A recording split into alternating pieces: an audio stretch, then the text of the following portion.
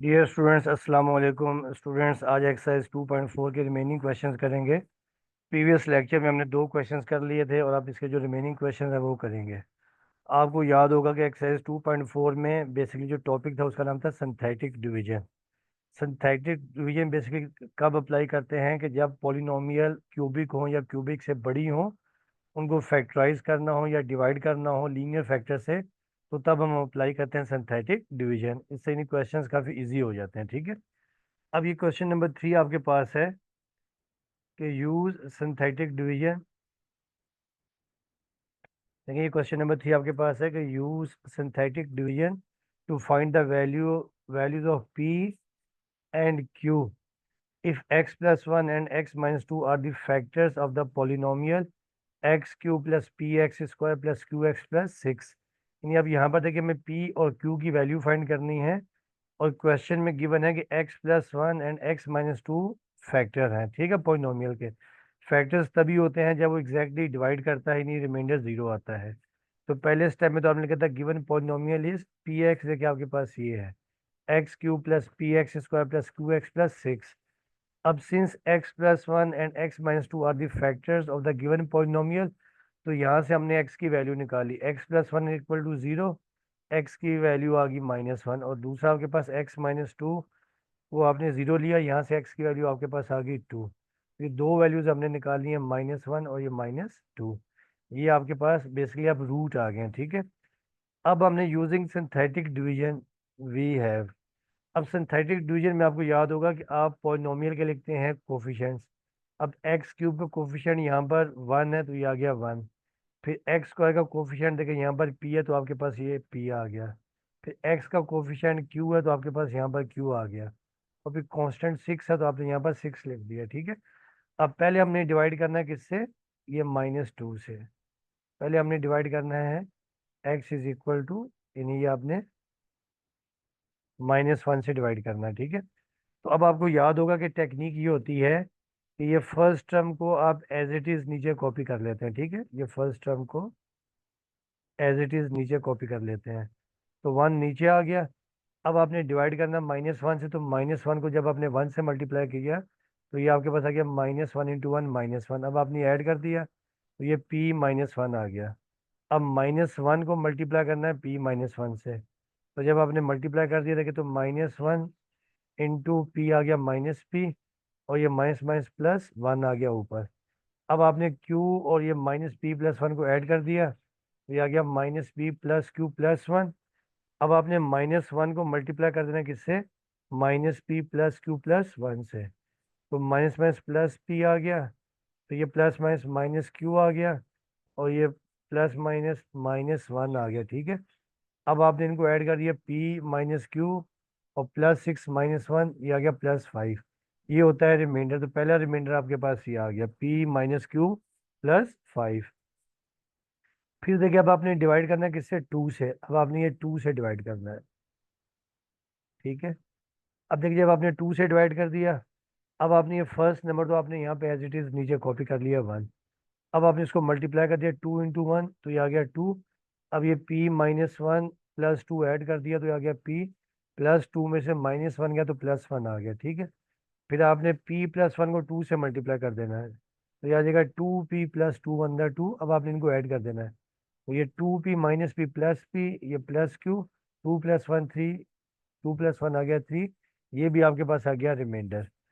अब आपको याद होगा कि अब इन्होंने क्वेश्चन में भी दिया हुआ है कि x+1 and x-2 are the factors of x³ plus px² plus qx plus 6, therefore remainder must be 0। जब भी कोई पॉलिनोमियल दी हो और लिखा हो कि फलाना जो एक टर्म है यानी एक फैक्टर, ये इसका फैक्टर है, तो रिमाइंडर भी लाजमी तौर पर 0 होता है।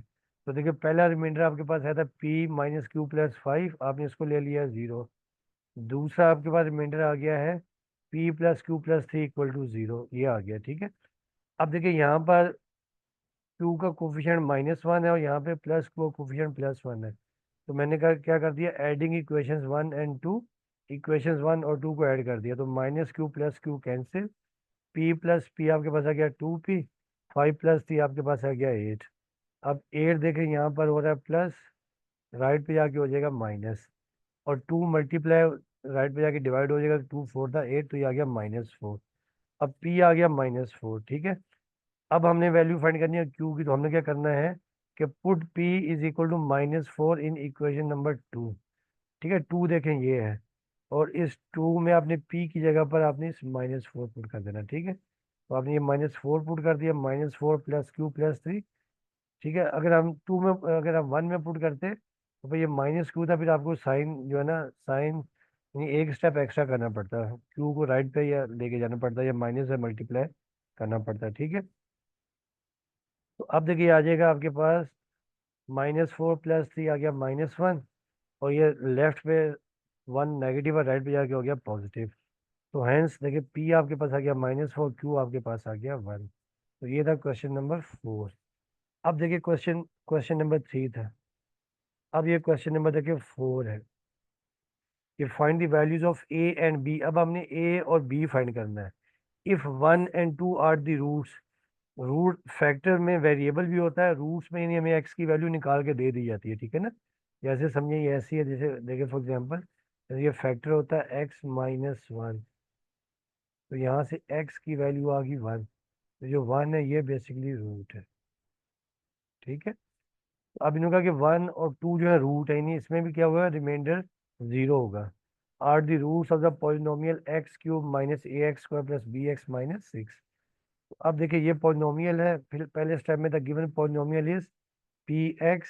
देखिए ये पॉलिनोमियल आ गई, पॉलिनोमियल में वेरिएबल्स की पावर पॉजिटिव होती है या 0 होती है, ठीक है, और साथ में इंटीजर भी होता है। तो px is equal to x³ minus ax² plus bx-6।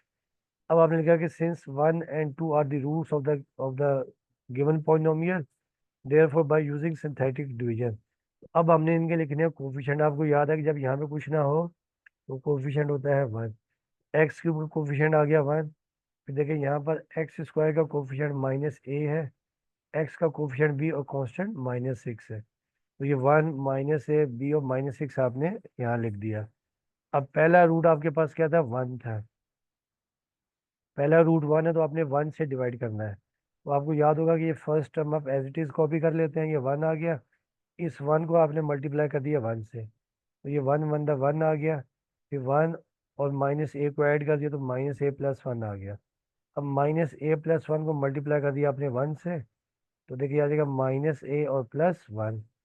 अब आपने b -a+1 को ऐड कर दिया, तो देखिए आ जाएगा -a प्लस b और +1। अब आपने इसको यानी देखिए इस टर्म को मल्टीप्लाई कर देना 1 से, तो देखिए -a+b+1 एज इट इज यहाँ पे आ गया। अब आपने -6 में ऐड कर देना, तो -a+b-6+1, तो ये आपके पास आ जाएगा -5, ठीक है। तो ये आपके पास आ गया -5, यहाँ पर ये -5 लिखेंगे, ठीक है। तो ये आपके पास आ गया -5। अब देखिए दूसरा अब आपके पास देखें -6+1 -5 आ गया। अब देखिए दूसरा अब आपके पास क्या है, रूट आपके पास क्या है, दूसरा 2 भी रूट है। तो ये आपने फर्स्ट टर्म ये 1 एज इट इज यहाँ कॉपी कर दी। अब 2 से मल्टीप्लाई कर देते कि 2 × 2 आ गया। अब ये -a+1, ठीक है, और ये 2 × 2, अब ये आ गया -a+2+1 आ गया 3।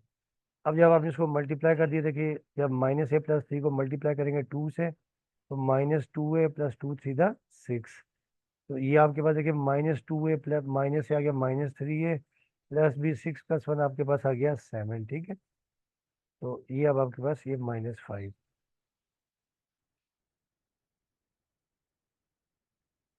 तो अब देखिए यहाँ पर आपके पास देखिए क्या है कि b के कोफिशिएंट सेम है, यानी +1 है। तो by subtracting equation 1 from equation number 2, यानी हमने क्या कर दिया है, इक्वेशन नंबर देखें 1 को 2 में से हमने माइनस कर दिया, ठीक है। ये आपके पास -5 है।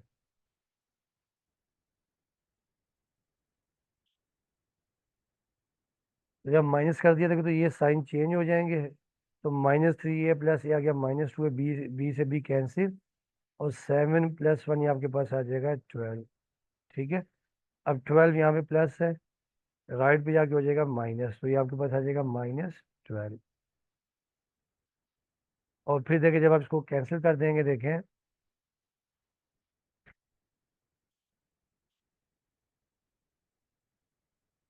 तो ये आपके पास आ जाएगा a इज इक्वल टू -12/-2। अब ये नेगेटिव से नेगेटिव कैंसिल, और 2 6 12। ए की वैल्यू देखिए आपके पास आ गई है, a इज इक्वल टू 6 आ गया, ठीक है। अब हमने a इज इक्वल टू 6 जो है, a is equal to 6 in equation number 1। अब देखें a इज इक्वल टू 6 जब हमने पुट कर दी इक्वेशन नंबर 1 में, इक्वेशन 1 देखिए -a + b -5 था। अब देखिए जब आपने यहाँ पे पुट कर दिया, ठीक है, देखिए ये आपके पास आ जाएगी -6 और ये -5, ठीक है। -6, a की जगह देखिए 6 आ गया, तो ये आ जाएगा देखिए -6 + b -5। अब देखिए ये आपके पास -6 और -5, ये आपके पास आ जाएगा -11, और 11 देखिए यहाँ पे प्लस है, तो राइट पे जाके हो जाएगा पॉजिटिव। तो b की वैल्यू आपके पास आ गई 11। तो b देखिए आपके पास यहाँ लिख देंगे हम लोग 11। तो ये आपके पास आ गई a और b की वैल्यू, ठीक है।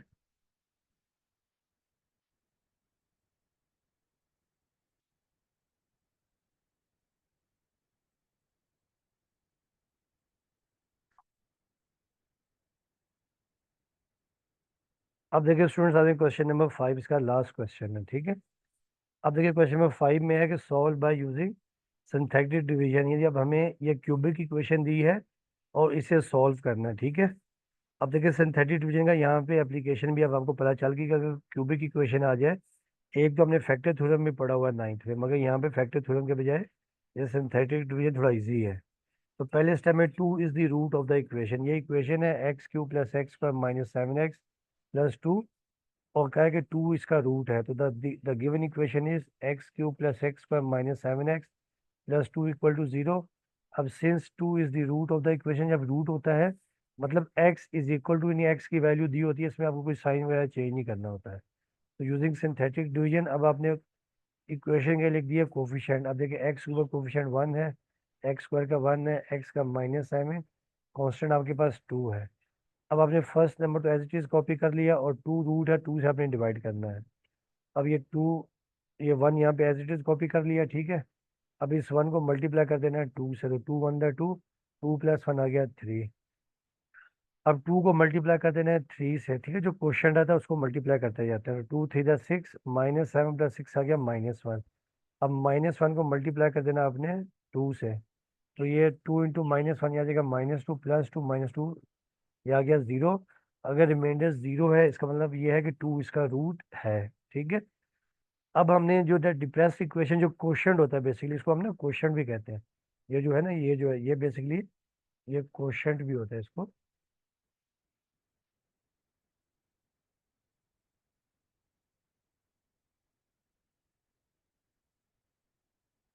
ये बेसिकली क्वेश्चन भी जो ऊपर आंसर आता है, ठीक है। तो now the depress equation is, अब हम कोफिशिएंट लिखेंगे ये वाले क्वेश्चन वाले, और ऊपर से एक पावर कम कर देंगे।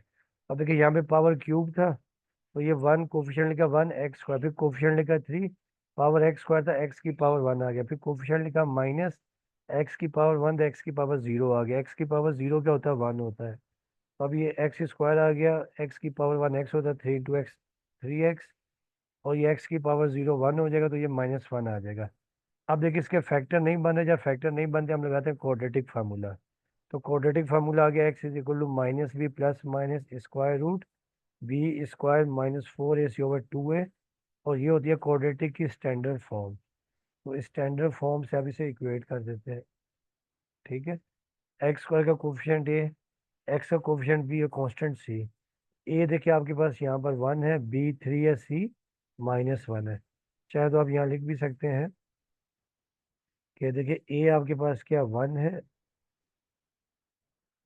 b 3 और c -1। तो जब आपने वैल्यूज पुट कर दी, देखिए b की जगह आ जाएगा 3, तो ये -3 + -b², 3 का स्क्वायर, फिर -4ac। a आपके पास 1 है, c -1 है, तो 3 का स्क्वायर 9 आ गया, और -+4 1 4, तो 9 + 4 आपके पास आ गया 13। तो -3 प्लस माइनस स्क्वायर रूट 13/2। आप देखिए स्क्वायर रूट 13 की कोई टर्म बाहर नहीं आती तो ये ऐसे ही रहेगा, ठीक है। तो सोल्यूशन सेट आपका आ जाएगा, देखिए एक रूट 2 था, दूसरा -3 प्लस माइनस स्क्वायर रूट 13/2, दो वैल्यूज ये आ गई। अब इसका लास्ट पार्ट है 1 is root of the equation. अब ये क्वाड्रेटिक है, x² + 4x - 5।